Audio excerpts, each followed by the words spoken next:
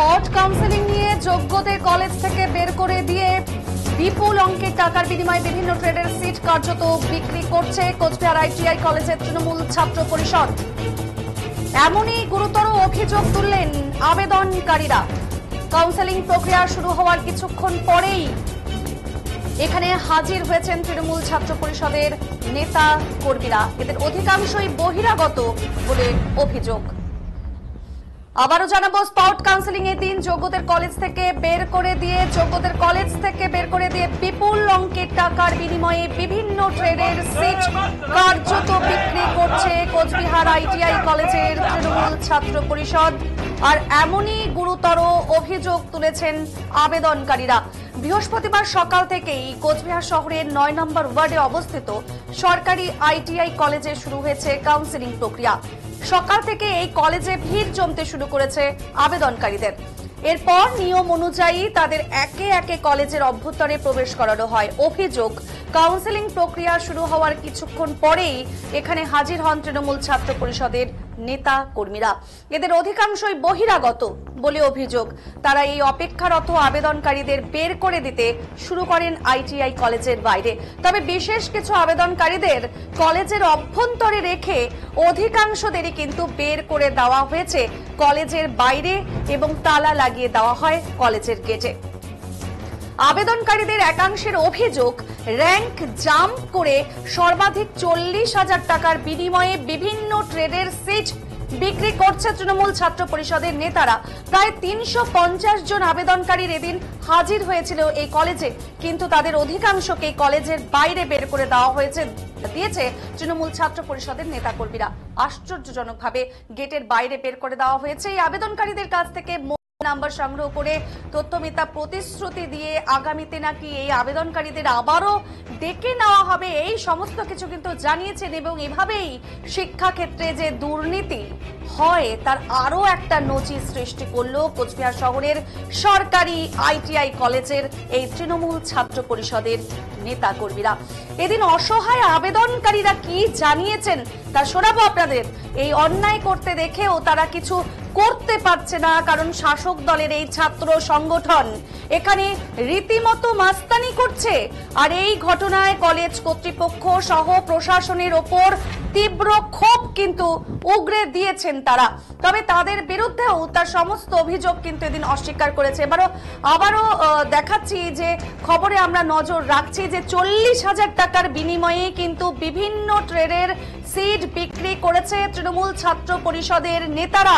প্রায় 350 জন আবেদনকারী এদিন হাজির হয়েছেন এই কলেজে, কিন্তু তাদের অধিকাংশকে এই কলেজের বাইরে বের করে দেওয়া হয়েছে।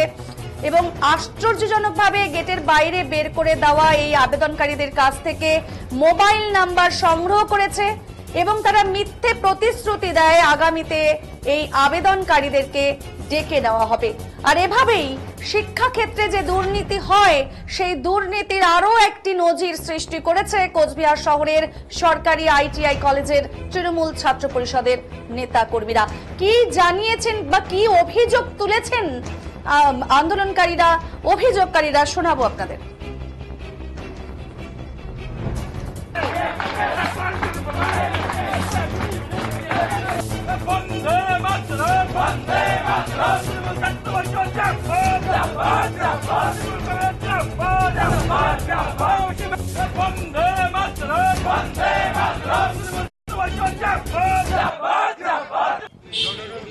ভাষা, বাংলা ভাষাকে নিয়ে কিছু মন্তব্য, বিজেপি এই চক্রান্ত আমাদের ভাষা নিয়ে বিভিন্ন রকম নানা জেলা থেকে শুরু করে নানা রাজ্যে এরকম আমাদের ভাষাকে অপমানিত করার চেষ্টা। তার জন্য আজকে তৃণমূল ছাত্র পরিষদের পক্ষ থেকে আজকে আইটিআই কলেজে বিক্ষোভ মিছিল করা হলো।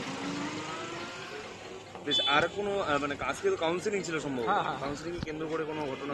একদম কাউন্সিলিং ভালোভাবে চলছে। আমাদের সব ক্যান্ডিডেট ভিতরে সুন্দরভাবে কাউন্সিলিং করছে এবং পরবর্তী যারা ক্যান্ডিডেট আছে তারাও ভিতরে ঢুকবে, সুন্দরভাবে কাউন্সিলিং করছে, কোনো অসুবিধা নেই। তোমার নাম? আমার নাম বিবেক চন্দ্র, 2 নং ব্লক ছাত্র সহসভাপতি।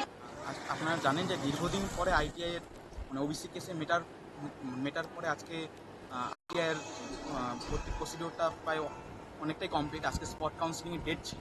আজকে রাজ্যের বিভিন্ন মানে প্রত্যেকটা আইটিআইতে, গভর্নমেন্ট আইটিআইতে স্পট কাউন্সিলিং হচ্ছিল। আমি সেই স্পট কাউন্সিলিং এসেছিলাম। আমি মেন লিস্টে নাম পাইনি, আমি কোচবিহার আইটিআইতে এসেছিলাম।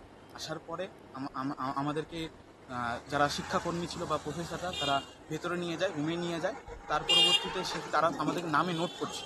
সেই সময় যারা ছাত্র বলছে নিজেকে ইউনিয়ন বা এখন তো ইউনিয়ন বলতে পারছে না, মানে এই টিএমসিবির যারা স্কুলের ছাত্র, মানে কলেজের ছাত্র বা বহিরাগত, তারা এসে আমাদেরকে বার করে দেয় এবং যাদের মধ্যে যারা টাকা দিয়েছিল তাদেরকে শুধু রাখে এবং তাদেরকে প্রসিডিওরটা কমপ্লিট করাচ্ছে এবং বার করার গেট থেকে তারা জোর করে বার করে দেয় এবং এখন তারা গেট বন্ধ করে মোবাইল নাম্বার নিচ্ছে এবং বলছে তার পরে তাদেরকে ফোন করা হবে। তা আমি মনে করছি এটা পুরোটাই হলো মানে দুর্নীতিগ্রস্ত টাকা খাওয়ার জায়গা। আমি পরবর্তীতে জানতে পারলাম প্রায় 30, 35 বা 40 হাজার টাকা দিয়ে একটা সিট মানে বিক্রি হচ্ছে। 40,000? হ্যাঁ, 40,000 টাকা দিয়ে? হ্যাঁ, 35-40 এইভাবে টাকা একটা সিট বিক্রি হচ্ছে। তারা সেই টাকাটা এইখানে যারা স্টুডেন্ট তারা বলছে, কিন্তু আলটিমেটলি ভেতরেই দেখা গেল যে টিএমসিবি ফ্ল্যাগ, টিএমসিবির মানে অর্থাৎ এই টিএমসিবি যারা ইউনিয়ন তারাই এই কাজটা করছে আর কি। কত প্রিন্সিপালকে বলেছিল?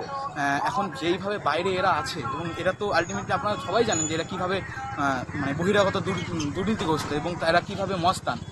স্টুডেন্ট এখানে অভিযোগ করছিল যে তাদেরকে প্রথমে ভেতরে ঢোকানো হয়েছিল কলেজের ভেতরে, পরবর্তীতে তাকে বের করে দেওয়া হয়, মানে কিছু তার পরবর্তীকালে এখানে এসে নাম নথিভুক্ত করা হয়। এবং কি রয়েছে বিষয়টা? বিষয়টা হলো যে যেহেতু কেউ অভিযোগ করেছে, তো অভিযোগের তো অনেক রকমের অভিযোগ থাকতে পারে। যেমন আমি রবিউল আলী, আমি ক্যান্ডিডেট, আমার র্যাঙ্ক 52,220।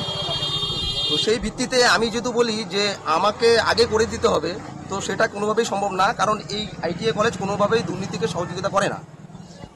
অতএব তারা র্যাঙ্ক ওয়াইজ যাদেরকে যেভাবে নেওয়ার সেভাবেই নিচ্ছে এবং আমি রবিউল আলী, আমি 52,220 নিয়ে আমি সেখানে পাচ্ছি না চান্স। তো আমারও সেরকম একটা অভিযোগ থাকতেই পারে যে আমি কেন হলাম না।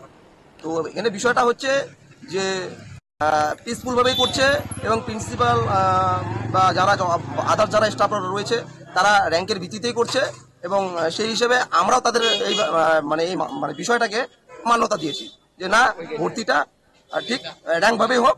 এবং আমরা তৃণমূল ছাত্র পরিষদ করি বা আমরা বিজেপি করি বা আমরা সিপিএম করি, তার সুযোগ সুবিধা এই কলেজ থেকে নিতে যাব, তো সেরকম কোনো রকম সুযোগ সুবিধা আমাদের এই আইটিআই কলেজ করবে না। তোমার নাম? আমার নাম রবিউল আলী।